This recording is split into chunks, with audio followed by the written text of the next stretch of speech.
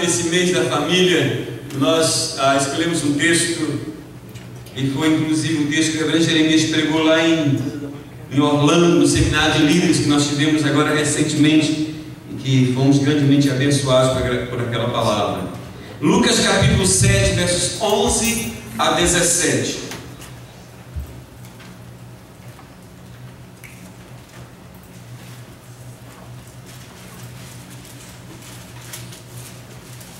Desidratado, isso não fica aqui nessa igreja, né?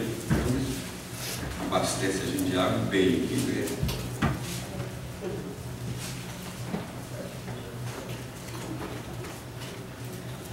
Lucas capítulo 7. Mesmo assentados como estão os irmãos, eu vou fazer uma oração. Senhor amado, tenha misericórdia de mim, tenha misericórdia de cada um de nós. Deus querido, que a tua presença enche este lugar, que o teu poder, ó Deus, opere de maneira extraordinária nesta noite, fazendo coisas portentosas e gloriosas para a honra e a glória do nome que está acima de todo nome, o nome de Jesus Cristo, teu Filho, aquele a quem nós pregamos nesta noite e sempre, em nome de Jesus. Amém. Capítulo 7 do Evangelho de Lucas, versos 11 a 17.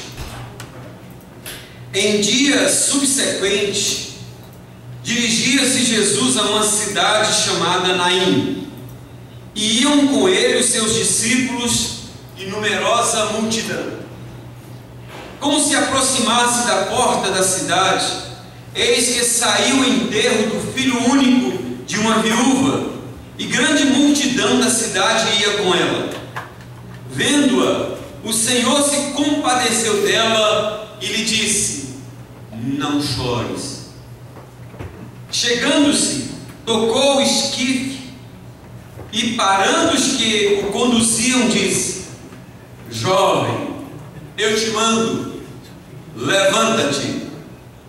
Sentou-se o que estivera morto e passou a falar, e Jesus o restituiu à sua mãe. Todos ficaram possuídos de temor e glorificavam a Deus, dizendo: grande profeta se levantou entre nós, e Deus visitou o seu povo. Esta notícia a respeito dele divulgou-se por toda a Judeia e por toda a circunvizinhança. Que Deus aplique a sua palavra ao nosso coração, amém? Eu já fui na casa de alguns dos irmãos que estão aqui, ainda não tive a oportunidade de ir na casa de todos, mas eu espero em breve ir na casa de todos. E na casa dos que eu já fui aqui, se eu não estou equivocado, não é? Inclusive na minha, tem lá vários porta-retratos, várias fotos. Ora a foto do casal, ora a foto da família, perfilada, bonita, cada um mais bonito que o outro, cada um sorrindo, arrumadinho, tudo muito enfeitadinho, né?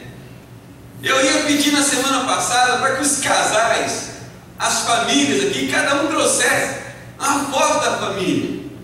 Depois eu achei por bem não fazer, mas eu ia pedir permissão para colocar no projetor, e eu ia passar aqui todas aquelas fotos, inclusive a minha.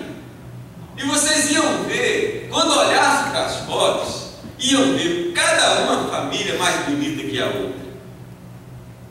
Mas a verdade, queridos, é que quando nós chegamos numa casa e olhamos aquele porta-retrato, com aquela família bonita, a gente não imagina que por trás daquele retrato, daquela família bonita, tem uma família cheia de problemas tantas vezes.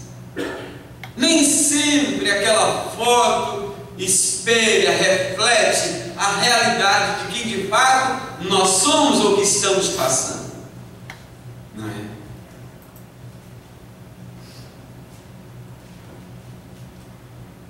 Toda família tem problema. Jesus se deparou com uma família que estava cheia de problemas. Naquele contexto, ser viúva era algo terrível, podia trabalhar, era discriminada. Mas ela ainda tinha um alívio, ela tinha um filho, um jovem que mais devia ser bonito, igual o William, assim, trabalhador, né? Eu achei que ele só bonito, você acha que é bonitão? Eu é sábio. Ah, William.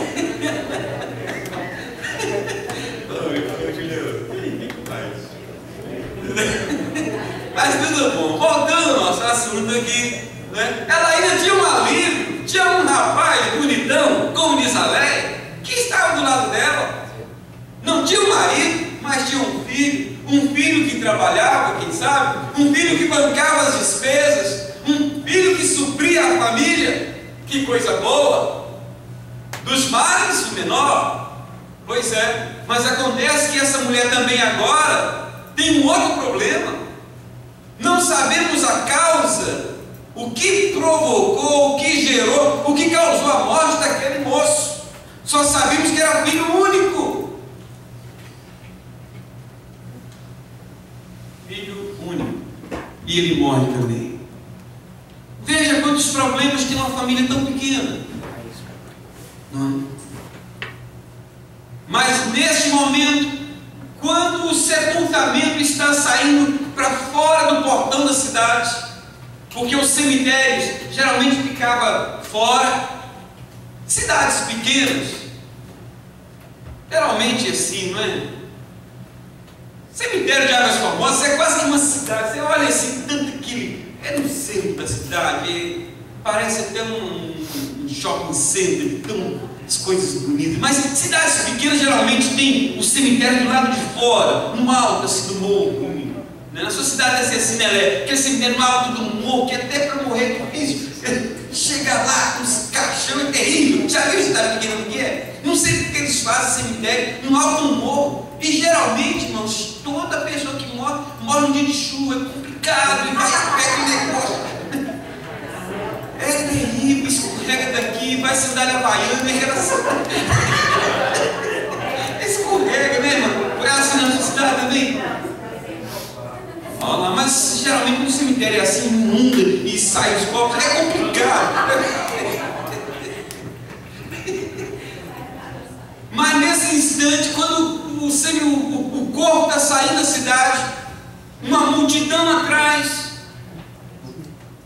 aquela multidão encontra-se com outra multidão, a multidão que está seguindo Jesus. E quando aquelas duas multidões se encontram,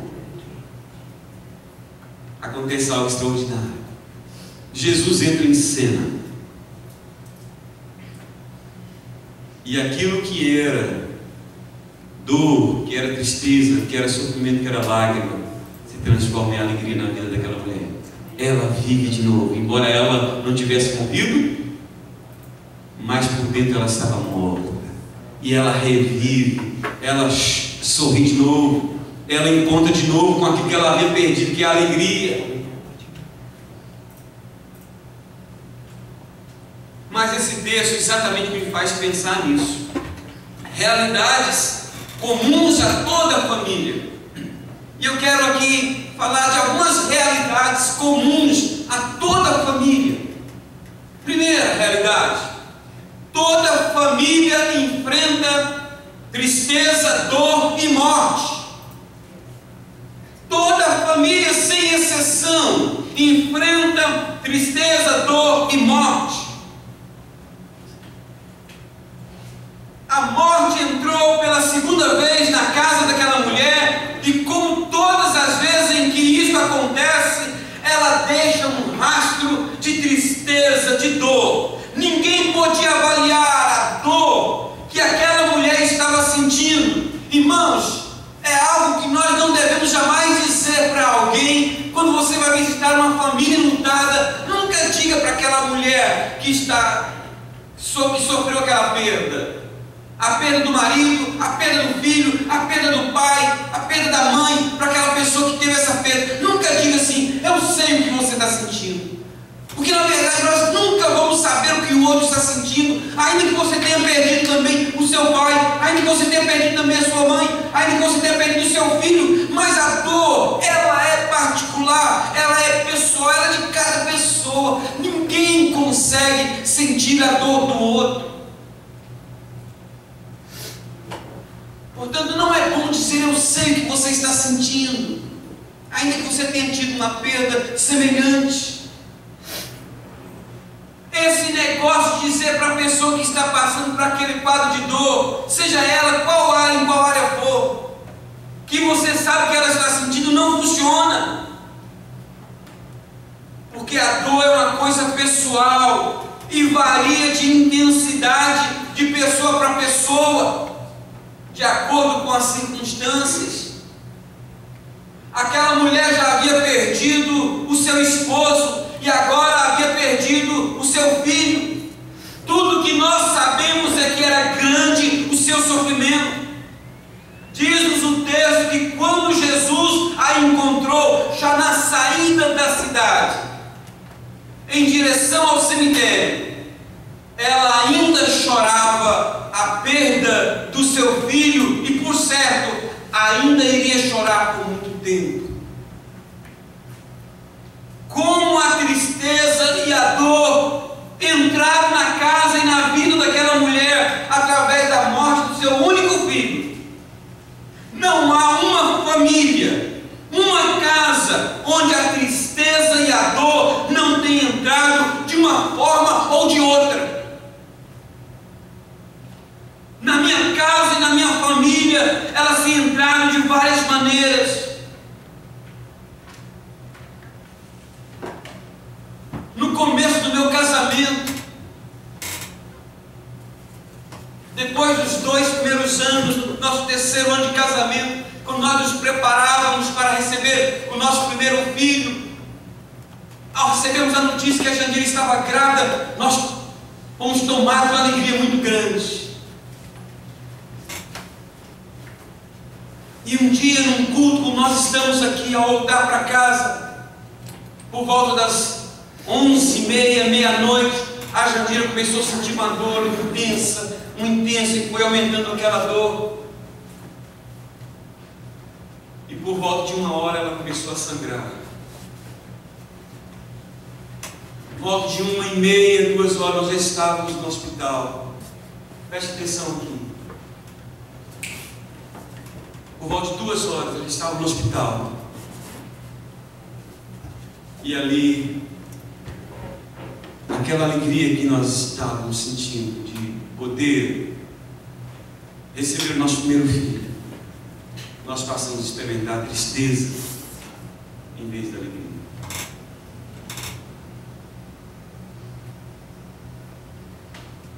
Geralmente me atrapalha quando pessoas conversam.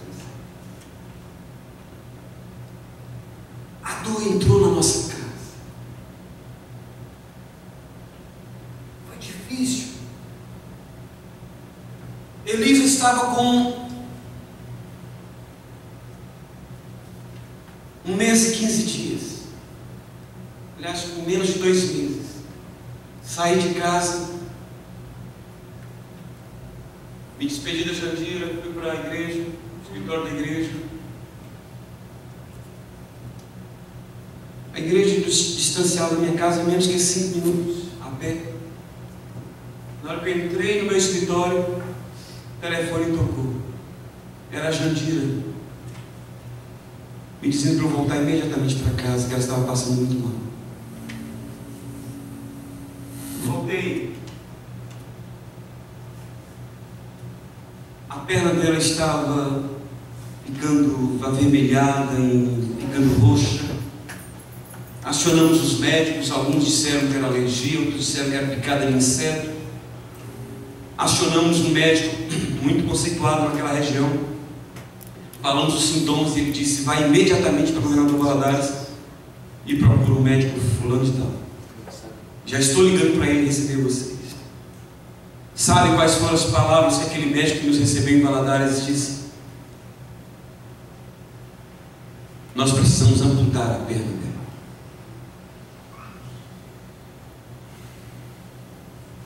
Mas Mais uma vez a dor entrou na nossa casa, de maneira muito intensa, tristeza, sofrimento.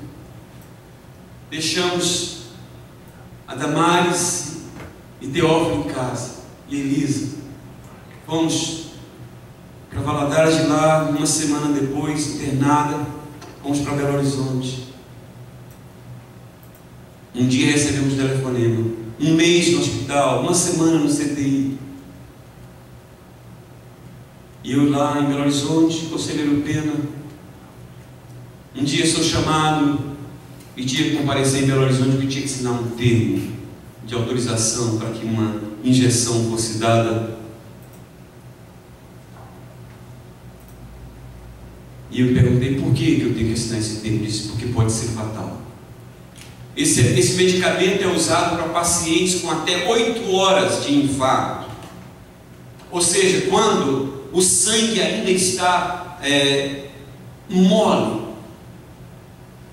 Sua esposa já tem mais 3 semanas que as veias estão todas entupidas, de 5 centímetros abaixo do coração até a planta dos pés. Todas as veias entupidas, trombosadas, o sangue coagulado, com exceção da safena parva. Nós temos 2 safenas, safena magna e a safena parva. Com exceção da safena parva, todas as demais estão entupidas.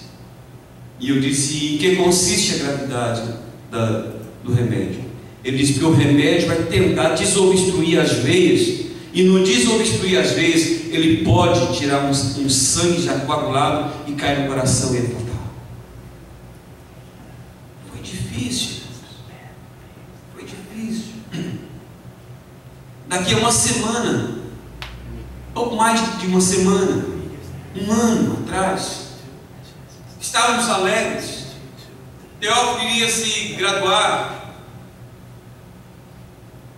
Naquela semana, um dia antes do aniversário dele, chama uns amigos, compra-se umas pizzas e fica até a meia-noite ali, com alguns poucos amigos em casa, comemorando o aniversário dele. No dia 7 de junho,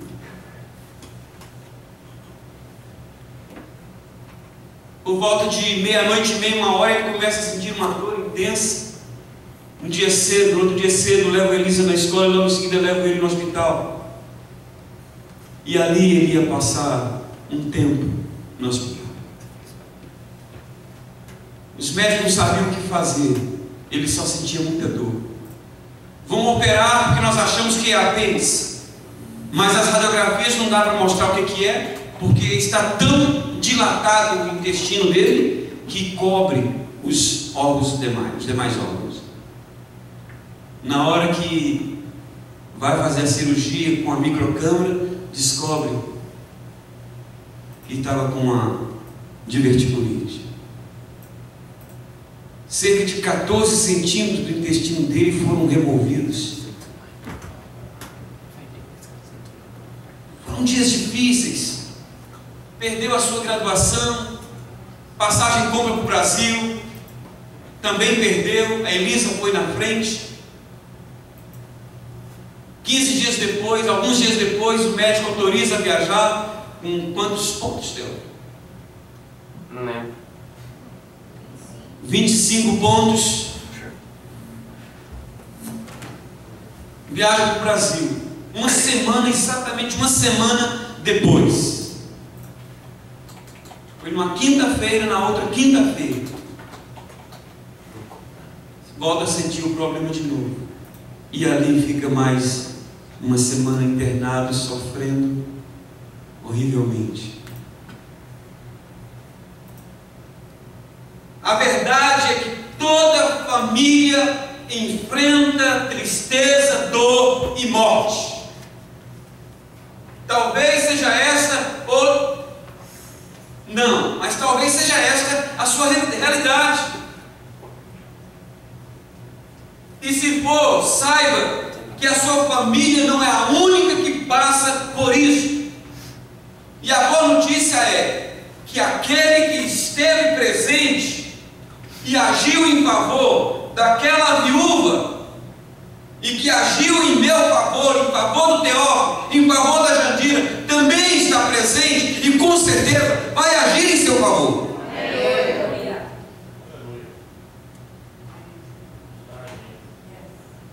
Glória a Deus. Segundo lugar, toda família precisa de consolo. Toda família precisa de consolo. Toda família precisa de consolo, porque toda família passa por situações difíceis na vida. Toda família enfrenta tristeza, dor e morte. Antes de fazer qualquer outra coisa para aquela família representada naquela mulher, Jesus ministrou uma palavra de consolo ao seu coração, dizendo-lhe as seguintes palavras: não chores. Palavras de consolo como estas, quando saem de um coração cheio de ternura e compaixão, fazem uma grande diferença na vida de quem as recebe. Agora, palavras como estas, ditas por pessoas sem essa ternura e compaixão, não fazem a menor diferença na vida de quem as recebe, porque não passam de palavras vazias, palavras frias, palavras destituídas de vida e de qualquer sentimento de empatia com o que sofre. Muitas vezes, querido, nós nos deparamos com gente assim, que se coloca no nosso caminho, gente que se apresenta como gente amiga e que simplesmente diz: não chore.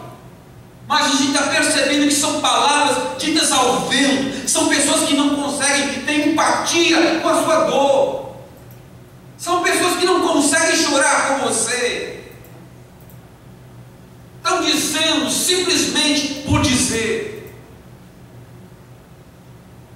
Agora, o coração que está sofrendo sente o impacto positivo quando esse consolo vem de um coração que realmente está solidário à sua dor. Você sabe, você consegue identificar, você tem esse feeling, como é que eu diria, essa empatia, quando você percebe que a pessoa está sendo mais do que educada com você. Não chores. Não eram as palavras de quem não estava se importando com a dor daquela mãe, e sim as palavras de quem havia colocado tudo que estava, ou tudo que estava fazendo para trás, para se colocar ao seu lado, para dividir com ela a dor que ela estava sentindo, trazendo alívio para o seu coração aflito e angustiado. Toda família precisa de consolo. Lembre-se, se você conhece uma família que está sofrendo, e se você tem condições de ministrar uma palavra de consolo, faça, mas demonstre. Se for preciso, deixe algo para trás, como Jesus deixou aquela multidão e foi até onde estava aquela mulher. Demonstre com gestos, demonstre com atitudes, porque um dia você vai precisar. Não é pode, não. Um dia você vai precisar, porque não tem ninguém que não passe por dor, por tristeza, por morte nesta vida. Se você não passou, você vai passar. E não são palavras de maldição, não. É porque é a verdade. A menos que você não seja humano. Mas se você é, você vai. Se você está nesse mundo, você vai passar por isso. E tem momentos, queridos, que dinheiro não resolve. Eu gosto daquela primeira parte dos amigos de Jó. Só não gosto quando eles fazem o que muitos de nós queremos fazer. Tem muita gente que chega para mim e diz assim: pastor, eu não vou visitar uma pessoa com um problema ou enlutada, uma pessoa que teve uma perda muito grande, porque eu não sei o que dizer. E eu disse: quem te disse que você tem que dizer alguma coisa? Melhor seria que você não dissesse nada, porque o que aquela pessoa pessoa menos precisa é que você diga alguma coisa. Irmãos, nós precisamos internalizar isso na nossa mente, no nosso coração. Quando alguém está sofrendo horrivelmente, o que ela menos precisa é ouvir alguma coisa. Mas o que ela mais precisa é alguém que abraça, porque muitas vezes o seu abraço diz muito mais coisas que as suas palavras. Quando as suas lágrimas caem sobre os ombros daquela pessoa, você está dizendo coisas que você jamais conseguiria dizer.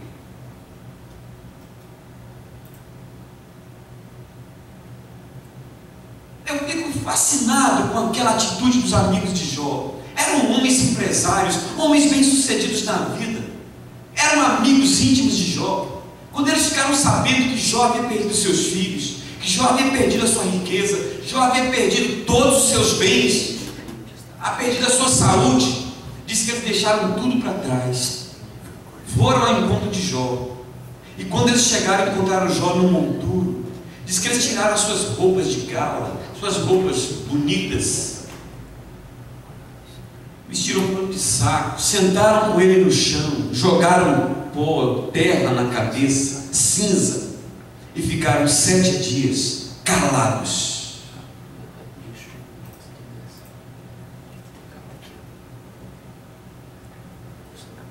O pior momento na vida deles foi quando eles abriram a boca para falar alguma coisa.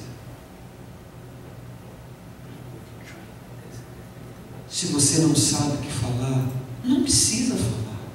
Se Deus não está te colocando a palavra na boca para falar, não precisa, porque o que mais aquela pessoa precisa é só de um abraço amigo, é saber que você está ali. A sua presença só é suficiente. Quanta gente, querido, no nosso meio, que às vezes está dependendo, precisando de um consolo. Há um momento em nossa vida que o que mais a gente precisa é de consolo para poder continuar a jornada, por mais árdua que ela seja. Davi passou por este momento e o consolo que ele recebeu de um amigo foi o que mais o encorajou a seguir adiante. Eu sou, irmãos, um admirador deste moço chamado Jonatas. Aliás, eu queria colocar esse nome nos meus filhos, mas a Jandira não teve mais do que, nós não tivemos mais do que 3. Nós tivemos, depois desse primeiro filho, veio a que nós perdemos, e houve o aborto espontâneo, veio a Damares, depois da Damares, a Jandira engravidou-se novamente, também teve outro aborto, aí depois veio o Teófilo, e depois veio a Elisa. Mas se ele tivesse vindo, se fosse homem, ia chamar Jonatas. Quando a minha filha adotiva teve um filho, eu falei com ela: coloca o nome dele Jonas. Em nome bonito. Mas mais bonito do que esse moço fez. Olha o que esse homem fez, sendo ele um príncipe. Vou ler para os irmãos. Está no primeiro livro de Samuel. Depois os irmãos acompanham a sua casa. Não precisa ler agora não. Vou ler para os irmãos ouvirem. Capítulo 23, versos 15 a 18. Vendo, pois, Davi que Saul saíra a tirar-lhe a vida, deteve-se no deserto de Zif, em Oressa. Então se levantou Jonatas, filho de Saul, e foi para Davi a Oressa, e lhe fortaleceu a confiança em Deus. E lhe disse: não temas, porque a mão de Saul, meu pai, não te achará, porém tu reinarás sobre Israel, e eu serei contigo. O segundo, o que também Saul, meu pai, bem sabe, e ambos fizeram aliança perante o Senhor. Davi ficou em Oressa, e Jonatas voltou para sua casa. 2 perguntas. Onde Jonatas estava? Estava numa casa luxuosa, num palácio.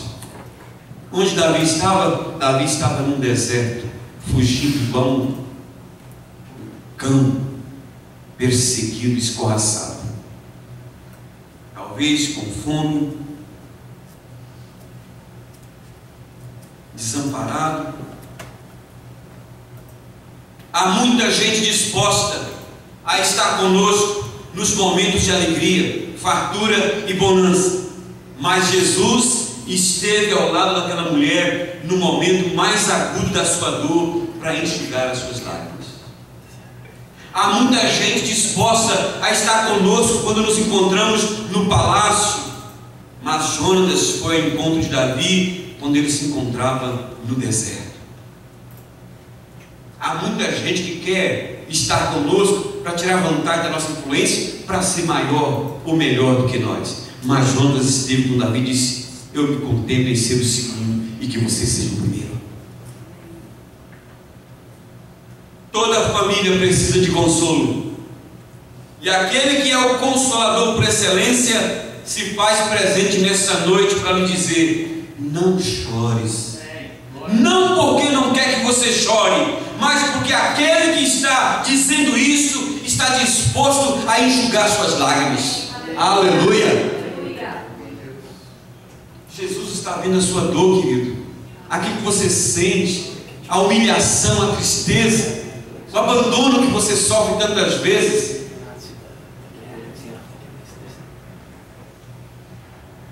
Alvo de chacota, quem sabe, desprezo, ignorância, é ignorado por tanta gente. Mas saiba, aquele que consolou aquela mãe também está presente para te consolar. Toda família é alvo da bondade de Deus. Toda família é alvo da bondade de Deus. No meio daquela grande multidão que seguia aquele cortejo fúnebre, Jesus viu aquela viúva que acabara de perder o seu filho e se compadeceu dela. É assim que nos diz o texto. Era grande o número de pessoas que estavam ao seu lado, mas não sabemos quantas dessas pessoas padeciam com ela por tão grande perda. Muitas vezes, na hora da nossa dor, da nossa tristeza e do nosso sofrimento, muitos são os que se colocam ao nosso lado, mas destes muitos, poucos são os que de fato se compadecem de nós. Prova é que, ao se afastarem de nós, já não sentem mais nada do que nós continuamos sentindo. Sai dali, irmãos, e são capazes de ir para uma festa do mesmo jeito.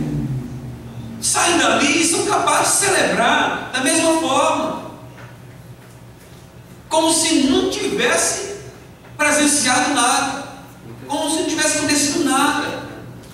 Poxa vida, eu acabei de estar ao lado de alguém que está destroçado, de alguém que está arrasado,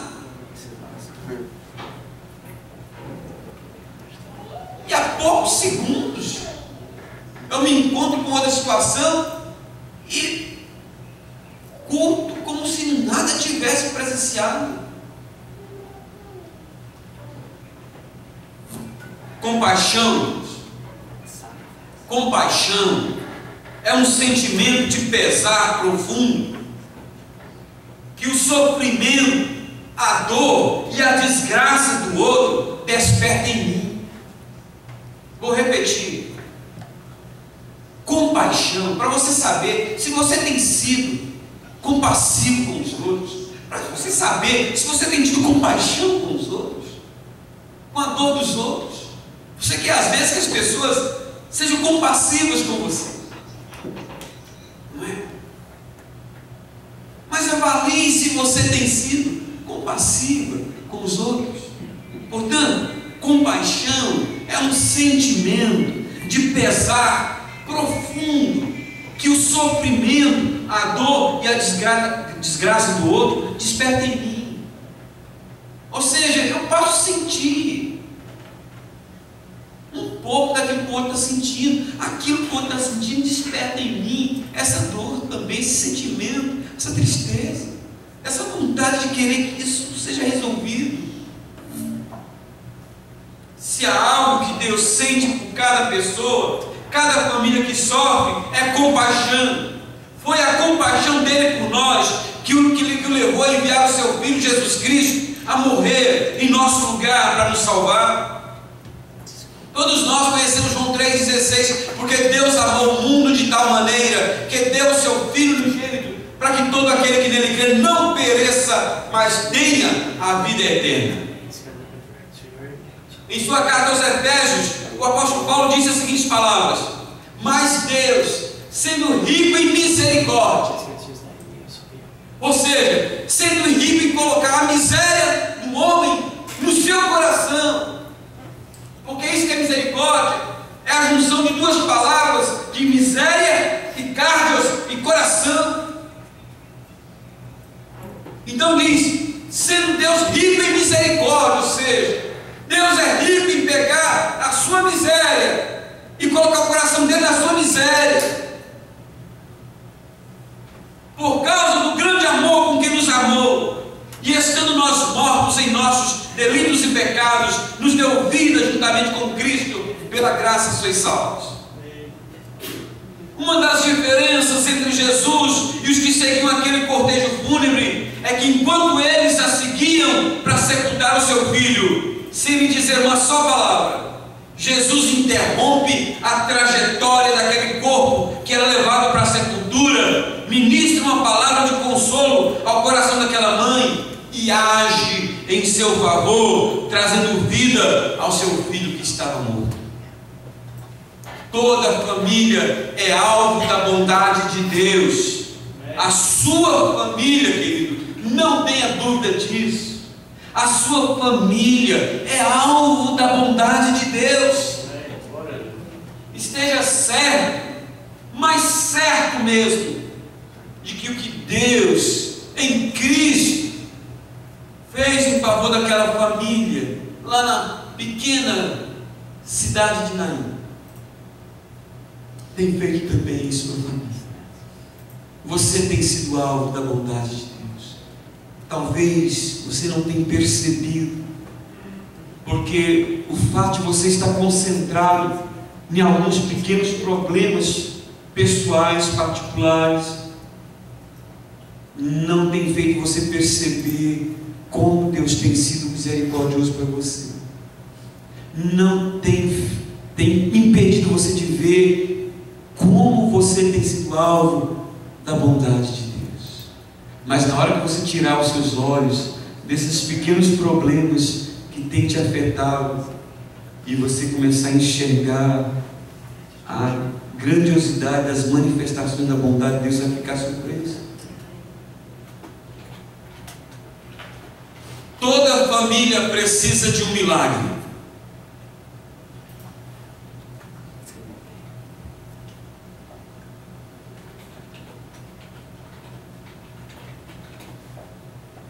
Toda família precisa de um milagre. A família daquela mulher que agora estava reduzida a ela somente, precisava de um milagre. O texto nos diz que quando Jesus encontrou o cortejo fúnebre, ele já estava saindo da porta da cidade, o que significa dizer que ele já estava dando os seus últimos passos em direção ao sepultamento. Ou seja, não havia mais chance, não havia mais esperança de acontecer alguma coisa. Foi ali naquele lugar, a alguns poucos metros do local onde seu único filho seria sepultado, que Jesus surgiu, entre aspas, de forma repentina e inesperada e operou um milagre. Olha o que diz o verso 14. Chegando-se, tocou o esquife e parando os que o conduziam, disse: jovem, eu te mando, levanta-te. Jesus interrompeu não apenas o cortejo fúnebre, mas sobretudo interrompeu o domínio da morte que havia prevalecido sobre aquele jovem. Não sabemos o que levou aquele jovem à morte, só sabemos que aquela família precisava de um milagre. Você pode não estar vivendo essa dura realidade nesse momento, de ter alguém da sua família sendo levado para ser sepultado, mas quem sabe há alguma área da sua vida, da sua saúde, dos seus negócios, da sua vida financeira, do seu casamento, da sua família, da sua vida moral, e enfim, da sua vida espiritual, que está morrendo ou já morreu há muito tempo e que está precisando de ser interrompida por um toque do Senhor Jesus Cristo. E que nesta noite Ele quer interromper esse processo de morte que está alojado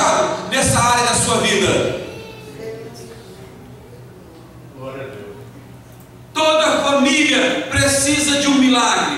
Aquela mulher precisava de um milagre de Deus para ressuscitar o seu filho. Será que você consegue identificar em que área a sua família precisa desse milagre de Jesus?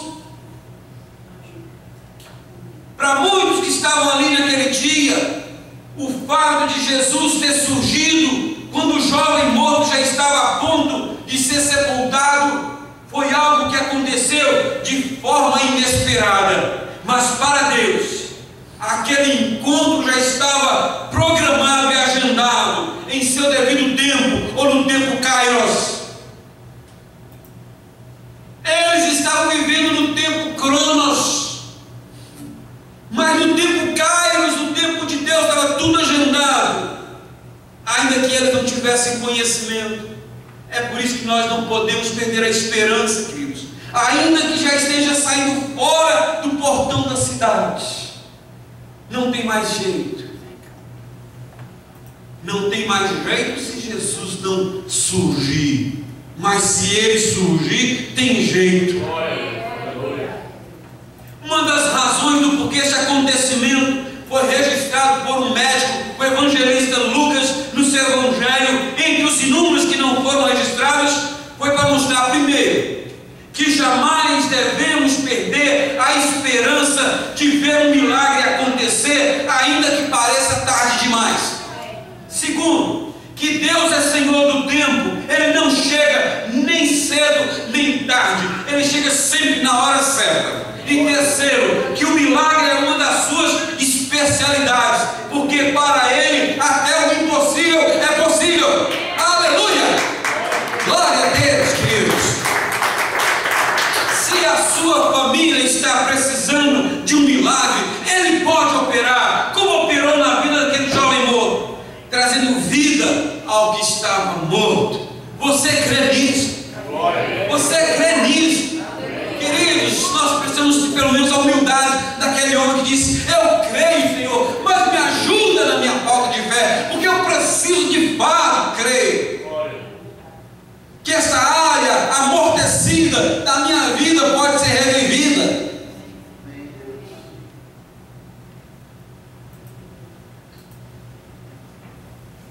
Finalmente, queridos, toda família precisa de reconciliação.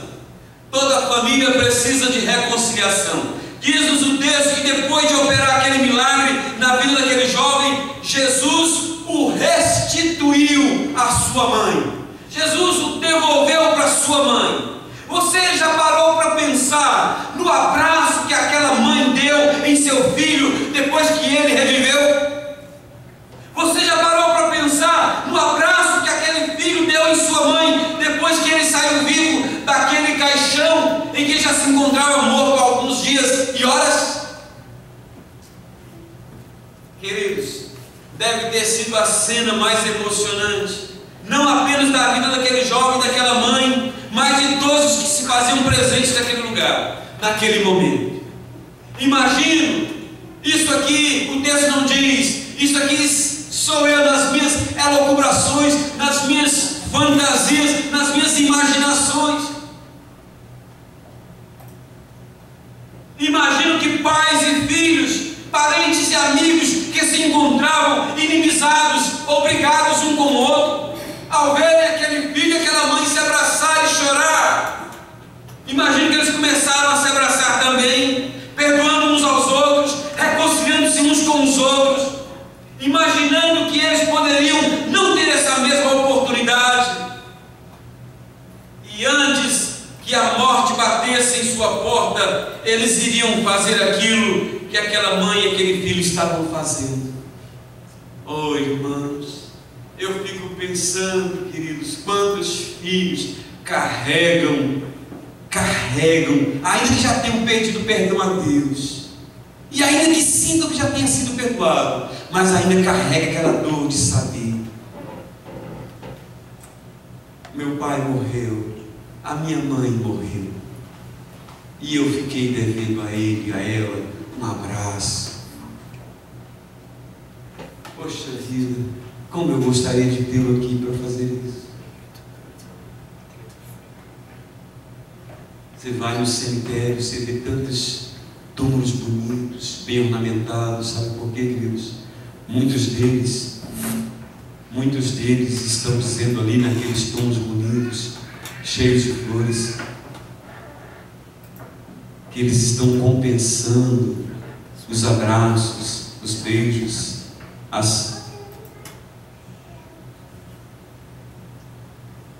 os carinhos que não deram quando em vida.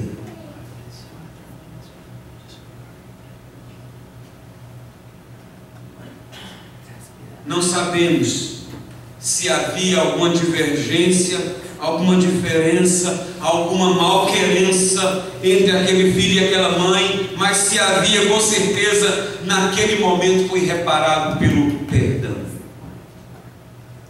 Meus irmãos, toda família precisa de reconciliação. Toda família precisa dar e receber perdão, porque não tem família perfeita. A esposa, quem sabe aqui, que está precisando pedir perdão para o seu marido. Há marido aqui que está precisando pedir perdão para a sua esposa. Há filhos aqui que estão precisando reconciliar com seus pais, pedir perdão para os seus pais.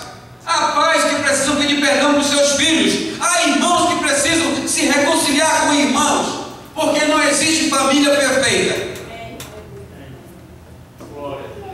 Toda família precisa de reconciliação. Toda família precisa dar e receber amor. Toda família precisa dar e receber abraço. Agora ouça-me com atenção. Assim como Jesus restituiu vivo à sua mãe, aquele filho que havia morrido, nesta noite Ele quer fazer o mesmo. Nesta noite Ele quer fazer o mesmo. Nesta noite Jesus quer restituir vivos filhos que haviam morrido para os seus pais. Nesta noite Jesus quer restituir vivos pais que haviam morrido para os seus filhos. Nesta noite Jesus quer restituir vivos maridos que haviam morrido para suas esposas. Nesta noite Jesus quer restituir vivos esposas que haviam morrido para os seus maridos, mesmo morando em casa, vivendo juntos. Nesta noite Jesus quer restituir vivos irmãos que haviam morrido para os seus irmãos. Enfim, nesta noite Jesus quer restituir aquilo aos seus donos, aquilo que eles haviam perdido, como a mulher de Naim que havia perdido seu filho e depois teve a restituição do filho dado por Jesus. Nesta noite Jesus quer restaurar relacionamentos quebrados. Jesus nesta noite quer ouvir dos seus lábios o que ouviu dos lábios do pai do filho pródigo, quando o recebeu de volta em sua casa, dizendo: comamos e regozijemo-nos, porque este meu filho estava morto e reviveu, estava perdido e foi achado. E naquela casa onde havia luto, passou a haver vida. Naquela casa onde havia tristeza, passou a haver alegria. Naquela casa onde havia desentendimento, passou a haver harmonia. Nessa noite Jesus quer fazer o mesmo na nossa casa. Toda família precisa de reconciliação. Será que é só na minha que precisa? Será que a sua família não está precisando disso? Então, Se precisa, comece com você. Quero concluir dizendo o seguinte: não importa a posição social, econômica, cultural ou espiritual que a pessoa tem, toda família passa por tristeza, dor e morte. Toda família precisa de consolo. Toda família é alvo da bondade de Deus. Toda família precisa de um milagre. Toda família precisa de reconciliação. É verdade que essas realidades são comuns a toda a família. Contudo, toda família precisa mesmo é de Jesus. Sua casa precisa de Jesus.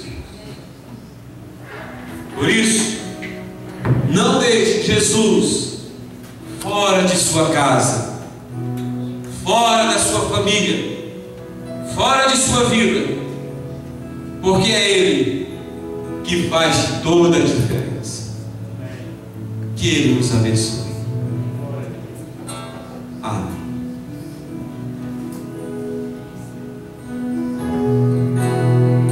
Vamos ficar de pé, igreja.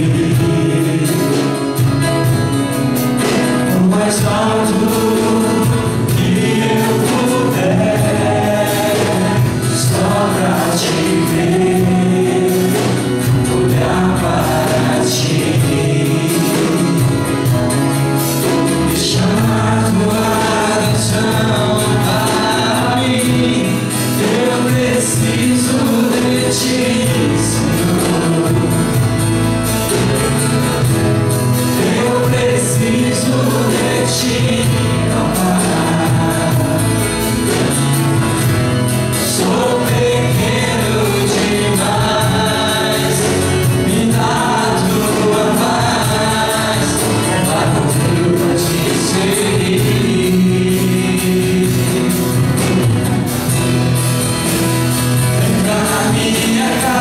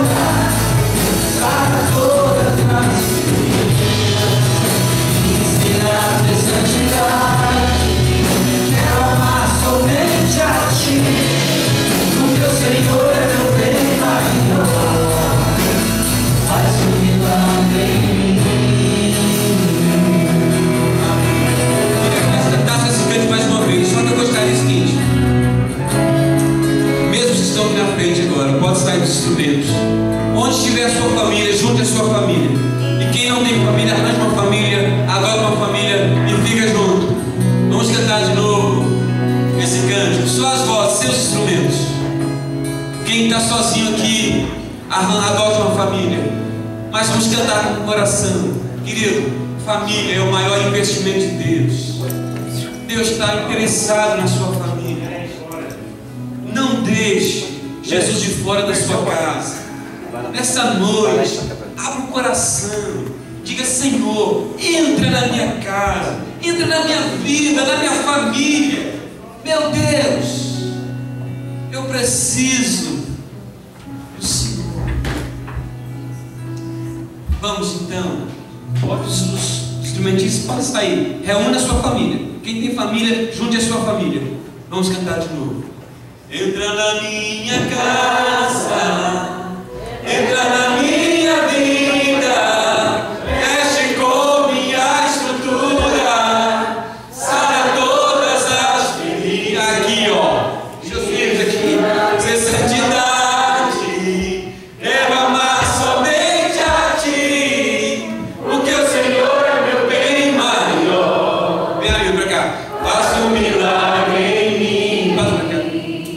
Entra na minha casa, entra na minha, abraça a sua família agora. Mexe com minha, abraça a sua família, meu querido. Se você é a família, abraça todas as feridas, me ensina a ter santidade. Quero amar somente a Ti, porque o Senhor é meu bem maior. Faça um milagre em mim. Oh, Senhor, faz um milagre, Deus, nas nossas vidas, Pai. Faça um milagre em nossas casas, Senhor. Ó Deus, que se ouça que nessa noite, ó Pai, que nesta noite o Senhor operou milagres em várias áreas das nossas vidas, ó Senhor. Deus, que nós voltemos para os nossos lares, aqueles que nos acompanham na internet, que tenham recebido, ó Senhor, esse toque curador do Teu Espírito Santo. Ó Deus, que a alegria do Senhor encha a nossa alma de alegria em Te servir, ó Pai. Que Te servir seja, ó Deus, o maior prazer da nossa vida, em nome de Jesus Cristo, Teu Filho. Amém. Que a graça maravilhosa do nosso amado Senhor e Salvador Jesus Cristo, o amor de Deus, nosso eterno Pai, a doce comunhão, a consolação, o poder do Espírito Santo, seja com cada família aqui presente nesta noite, com todas as famílias que nos acompanham na internet, todo o povo de Deus na face da terra, hoje e para sempre. Amém. Amém. Aleluia. Glória a Deus.